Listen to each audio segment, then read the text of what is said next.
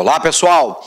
Na nossa aula do dia de hoje, nós vamos falar do mais recente conflito em Pacaraima, fronteira lá de Roraima, do Brasil, com a Venezuela, onde lá um comerciante local foi atacado por venezuelanos e a partir daí nós tivemos brasileiros reagindo e queimando os pertences de venezuelanos, espancando alguns, provocando uma fuga em massa de venezuelanos rumo ao território da Venezuela.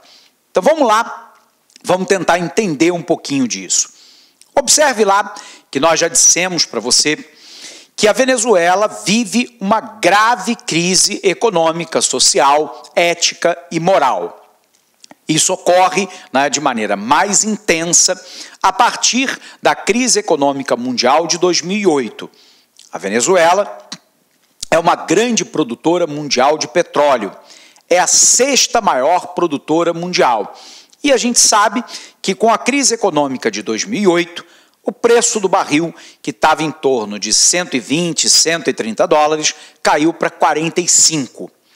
Embora esse petróleo tenha se recuperado para algo hoje em torno de 65, 70 dólares o barril, nós sabemos que a Venezuela, durante o comando de Hugo Chávez, ex-coronel do exército venezuelano, que tentou dar um golpe de Estado, foi preso, anistiado, cria um partido político, que é o PSUV, o Partido Socialista Unido da Venezuela, e consegue ganhar a eleição presidencial de maneira democrática.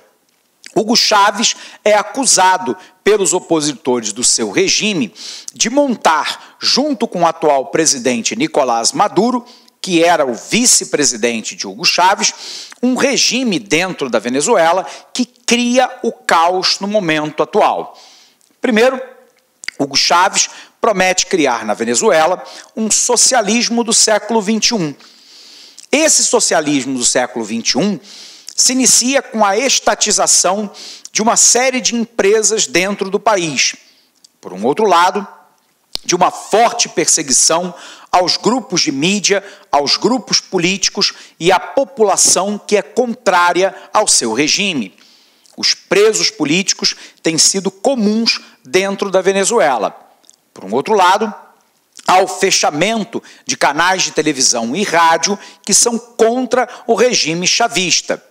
O Chávez chega a criar uma milícia armada da população, chamada lá de milícia bolivariana, numa referência a Simón Bolívar, um mestiço de espanhóis com latinos, que tentou a independência da Gran Colômbia e que foi eleito lá por Hugo Chávez como o El Libertador, como aquele que teoricamente teria lutado para a libertação da América Latina do jugo da Espanha. A gente sabe que nós temos dentro da Venezuela hoje uma gravíssima crise econômica. Durante o auge lá do período do petróleo, o país aparelhou as empresas estatais com membros políticos do PSUV. Resultado, o nível de produção e de produtividade dessas empresas caíram. Tanto que, no ano passado e nesse ano, a principal empresa do país, que é a PDVSA, a Petróleo de Venezuela S.A., está produzindo menos petróleo do que há uma década atrás. Por um outro lado, a queda do preço do barril do petróleo inviabiliza os planos do governo de importação de produtos que a Venezuela não tem capacidade de produzir para a imensa maioria da sua população. Ao mesmo tempo, a gente vê que o atual presidente, Nicolás Maduro, lembrando que Hugo Chávez sofre lá de um câncer no abdômen que o leva ao falecimento. Em virtude desse fato, numa eleição muito apertada, a maioria da população votou em Nicolás Maduro, que era o seu vice-presidente. Nicolás Maduro, então, propõe um aprofundamento do socialismo dentro do país. E o resultado foi uma fuga de capitais da Venezuela, a falta de investimento dentro do país pelas empresas transnacionais e também pelas empresas nacionais, a taxa de desemprego no país começou a subir assustadoramente, junto com ela a taxa de inflação, porque há uma escassez de produtos na Venezuela, muitas pessoas estão revirando o lixo para tentar encontrar o que comer. Mais de 2/3 da população da Venezuela, nesse momento, está numa situação de pobreza, pobreza extrema ou miséria. Dentro do país, as atividades econômicas estão em franco recuo. Hoje, a Venezuela vive uma queda da atividade econômica muito pronunciada ao longo dos últimos 3 ou 4 anos, caracterizando hoje uma das maiores quadros de inflação do mundo, dentro de um quadro de recessão, de queda da atividade econômica. Numa eleição relativamente passada, a maioria da população aprovou um parlamento que era dominado pela oposição. Nicolás Maduro vai lá e dá um autogolpe, né? A Constituição da Venezuela permite que o presidente convoque uma nova constituinte. E aí, ele convocou uma nova Constituição dentro do país, só que os representantes que vão eleger essa Constituição, essa nova Constituinte, 50% vem lá daquilo que eles chamam na Venezuela de comunas, né, que são dominadas pelo PSUV, que é o partido de Nicolás Maduro. O restante são formados por representantes diretamente eleitos pela população. Como metade das vagas já está garantido para o PSUV, contando lá que parte da população continue votando no partido do presidente, ele teve a maioria na formação dos constituintes, inclusive elegendo a sua própria mulher como uma daquelas que vai formular a Constituição no país. A nova constituinte usurpou os poderes do parlamento para enfraquecer a oposição e vai apresentar na Venezuela uma nova Constituição que tende a reforçar os poderes de Nicolás Maduro em detrimento da sua população. Diante desse caos, né, que o país vive, algo próximo de 2,7 milhões de venezuelanos já deixaram o país, uma grande parte deles migrando para o território brasileiro. E eles estão entrando fundamentalmente pelo território de Roraima e de maneira muito especial por Pacaraima, que faz a fronteira imediata com a Venezuela. Bom, a gente precisa fazer um parênteses. Primeiro, o Brasil tem uma tradição de acolhimento de refugiados. O nosso país, e aí eu digo para você uma opinião pessoal, acertadamente acolhe essa população que sofre, né, do país limítrofe com o Brasil. São crianças, são mulheres, são idosos, são adultos homens desesperados por comida, por emprego, por renda, por tentar manter um mínimo de qualidade de vida. E o nosso país, no meu entendimento, tem o dever do acolhimento dessas pessoas, de tentar encaminhá-las, né, não só para Roraima, mas para outros estados brasileiros, de maneira que essas pessoas possam ter um mínimo de acolhida no nosso país. Lembrando lá que o Brasil mantém uma tradição internacional de ser um país de acolhimento de refugiados. Óbvio que o Brasil deveria estar fazendo uma triagem na área de fronteira de maneira mais eficiente do que vem fazendo. E isso não está acontecendo pela incompetência do governo federal, do presidente Michel Temer. Via de regra, Temer tem levado em banho-maria essa questão dos refugiados em Roraima, não tem tratado da questão da Venezuela de maneira adequada. A política externa brasileira durante o governo Temer é um fracasso, isso porque a Venezuela é membro do Mercosul. Brasil, Argentina, Paraguai, Uruguai e Venezuela. Embora a Venezuela esteja suspensa, o Brasil é o grande líder da América do Sul. Se o Brasil não pode impor um processo de pacificação dentro do país, ele poderia, no mínimo, mediar os diálogos entre a oposição e o governo de Nicolás Maduro, pressionando Nicolás Maduro para a resolução dos problemas internos da Venezuela, sem a qual a própria Venezuela não será pacificada e a entrada de migrantes no Brasil não cessará, porque as pessoas estão desesperadas à procura de alimento, de trabalho, de comida, né, de lar. Pense lá você. Eu e você, se nós estivéssemos lá na Venezuela e fôssemos venezuelanos, nós faríamos o mesmo. E o mínimo que a gente gostaria de ter dos países vizinhos é uma acolhida, é um tratamento humanitário, é respeitada a dignidade. Nós somos países irmãos dentro da América Latina. Portanto, o governo federal deveria estar fazendo uma triagem na entrada dos venezuelanos, fazendo lá, primeiro, uma identificação daqueles que são, né, denunciados internacionalmente por crimes, que eventualmente são narcotraficantes, que respondem a processos dentro da Venezuela e, portanto, não poderiam adentrar ao território brasileiro. O Brasil deveria estar fazendo a acolhida dessas pessoas com uma ampla campanha de vacinação para evitar a epidemia de sarampo no nosso país, que estava até bem pouco tempo atrás relativamente livre do sarampo e da poliomielite e que agora vê novos casos surgirem, em parte pela entrada dos nossos irmãos venezuelanos.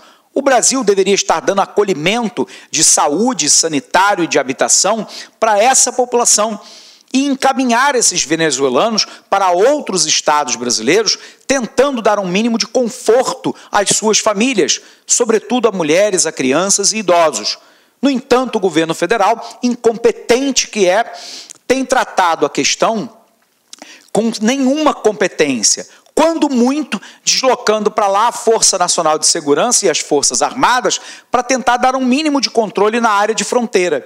É insuficiente. Claramente insuficiente. Resultado, Pacaraima tem a sua estrutura pública colapsada, porque tem que acolher essas pessoas com moradia, com alimento, com vigilância sanitária, com saúde, com educação para as crianças. Obviamente que o estado de Roraima é um dos estados mais pobres do nosso país, não tem condições o governo estadual de arcar com um conjunto de recursos financeiros necessários para o acolhimento dos refugiados e nós temos tratado essa população com indignidade. Alguém vai lembrar para mim assim, professor, mas o nosso próprio país vem passando por um problema grave de crise econômica, de crise ética, de crise moral, de uma falta de planejamento de país. Concordo com você, meu caro aluno. No entanto, isso não nos tira a obrigação, né, de sermos humanos, de olharmos para o sofrimento do outro com acolhida, com bondade, com ética, com humanidade.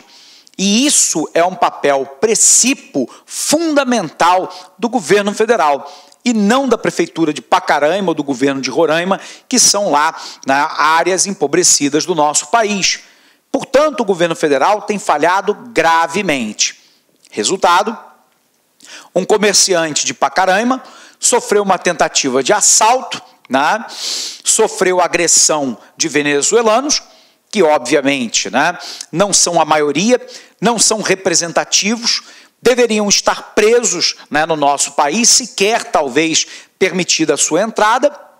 E aí, diante da incapacidade do governo, né, de reagir, a população resolveu fazer justiça com as próprias mãos.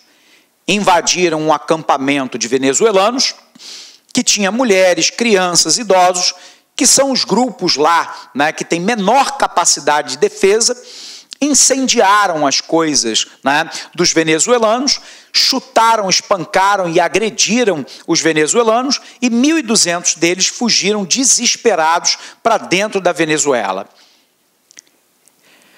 Poderíamos dizer, esse comportamento é aceitável diante do caos de coisas que nós estamos vivendo em Pacaraima. Não é. É plenamente compreensível que a população de Pacaraima esteja desesperada também, porque viu a sua cidade, abre aspas, sendo tomada pouco a pouco por venezuelanos sem ter condições de fazê-lo. Compreendo perfeitamente. Mas nós não podemos, né, enquanto cidadãos, enquanto pessoas de bem, tratar aqueles que sofrem dessa forma. E isso se dá pela incompetência do governo, pela falta de habilidade, de sensibilidade, de ir lá e tratar as questões na esfera federal. E, portanto, Pacaraima hoje é uma área conflagrada. Vamos olhar o nosso resumo? Vem para cá. A crise econômica e política que assola a Venezuela desde 2013 tem tido seus desdobramentos também no Brasil. Para fugir da inflação meteórica, escassez de alimentos e desemprego, milhares de venezuelanos atravessam diariamente as fronteiras para outros países da América Latina. A cidade de Pacaraima, em Roraima, tem sofrido especialmente com um problema. O município pequeno e fronteiriço tem recebido grande quantia de refugiados que se espalham pelas ruas sem condições econômicas de se estabelecerem com um mínimo de dignidade. O conflito entre moradores e imigrantes, no último sábado, dia 18 desse nosso mês de setembro, chamou atenção para o tema após pelo menos 1,2 mil pessoas serem expulsas para o outro lado da fronteira, embaixo de pau e pedra. O conflito se deu após um comerciante brasileiro ser assaltado e agredido por venezuelanos. Cerca de 1.000 pessoas atacaram o acampamento dos venezuelanos que estavam morando na BR-174, destruindo os barracos e queimando os bens do pouco que restou dos venezuelanos. A situação dos serviços públicos da cidade de Pacaraima está completamente colapsada. As pessoas procuram um bode expiatório e acabou acontecendo isso com os imigrantes. O presidente Michel Temer tem sido omisso nas relações internacionais do país desde o início do seu governo. E o Observatório Político Sul-Americano já alertara que o Brasil precisa, e já deveria ter começado, a fazer uma triagem dos refugiados, distribuindo-os para outros estados e desafogando a situação em Pacaraima. A situação dos serviços públicos, colapsadas, tudo bem, não é motivo para que a gente haja com violência. É motivo para que a gente cobre das autoridades o equacionamento do problema. O Brasil deveria atuar de forma mais vigorosa na situação interna da Venezuela. Não com uma intervenção, mas pelo menos com tentativas de mediação.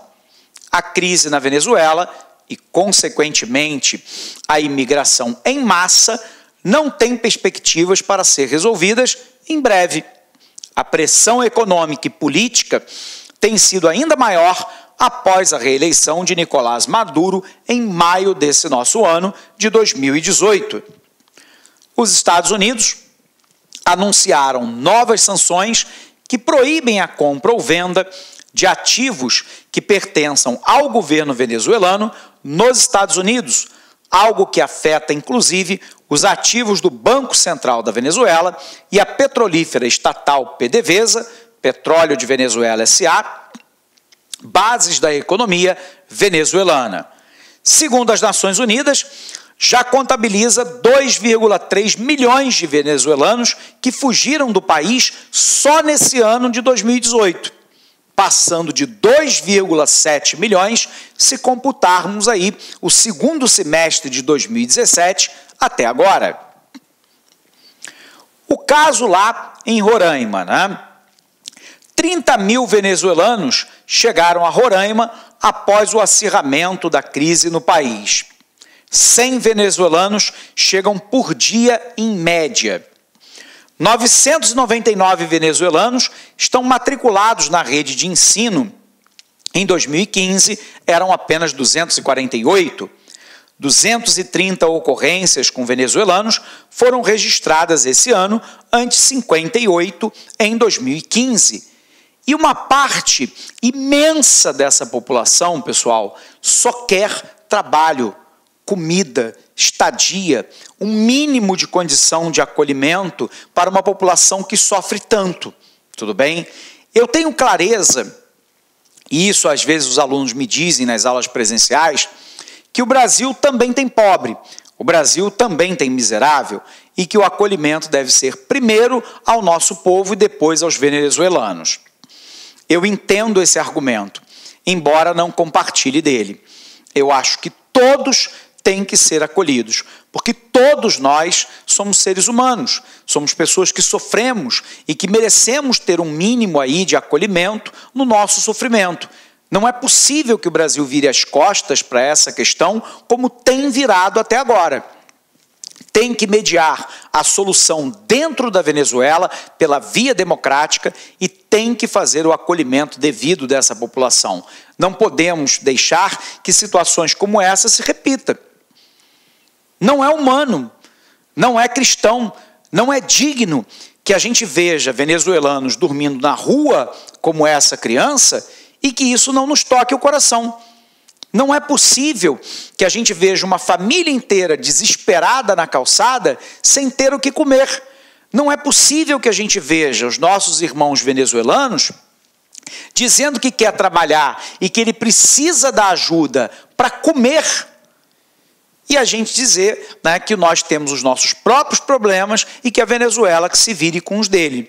Não é assim. Isso não é correto, isso não é digno, isso não é humano, né? Isso não está certo. Pessoal, um abraço imenso para cada um de vocês, um forte abraço e até o nosso próximo encontro. Olá, meus amigos! E aí, gostou da nossa videoaula? Ótimo, bacana. Então, estou aqui mais uma vez para convidar você a adquirir o material de apoio aí. A gente está pedindo aí uma contribuição simbólica aqui da Lá Concurso por R$ 29,90, né? Todos os PDF, mais essa metodologia aí fabulosa do Personal Coach. Eu vejo que muitos alunos não conseguem ter alta performance porque não conseguem elaborar um plano de estudos, né? Uma sequência coerente, prioritária. Ele vai se perdendo no conteúdo. Então, o Personal Coach vai te ajudar bastante nisso por apenas R$ 29,90. E, claro, a chamada daquela cerejinha do bolo que vai coroar a sua preparação para esse concurso inédito aqui da PM Bahia. O nosso super aulão de véspera, tá? Aqui estão os professores aqui, já estão todos eles contratados, combinei com todo mundo já, 30 horas, né? Cada professor vai gravar blocos de 30, por exemplo, vou pegar aqui o professor Edenilson, né? 2 horas, então ele vai ter 4 blocos aí, tá? 4 blocos de 30 minutos, né? Isso aqui não será disponibilizado no YouTube, será lá na nossa plataforma do Lá Concursos, o link está aqui para você fazer a sua inscrição, né? Por apenas R$ 49,90. Tudo bem, gente? Então, um forte abraço, espero vocês. Tchau, fui! Clique lá.